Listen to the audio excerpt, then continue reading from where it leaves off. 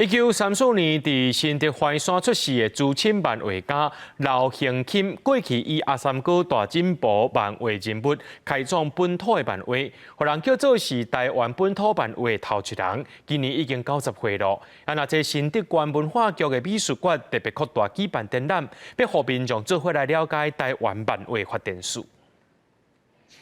出名阿三哥大进步是不少50-60岁人珍贵的记忆。也是台湾本土漫画初期的代表人物。侧面讲起过去迄段时间，心肝内满满拢是回忆。国语日报出来就大家抢着看啊，这个看轮了第二个看，第三个看，一定要排队抢着看。所以那个时候是一个我们小时候没有什么单息的娱乐。今年已经90岁，刘恒钦表示，虽然是因为看牛的气力无够，老爸介意看牛爱比头脑，袂当比气力。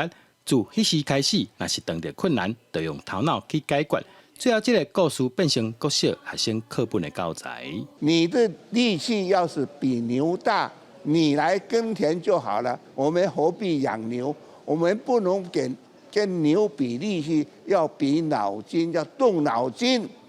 因此，这句话也上了小学的3年级课本，非常的重要。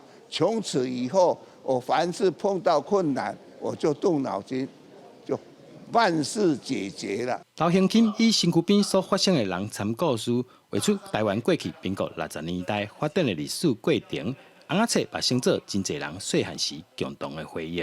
记者杜君和新竹报道。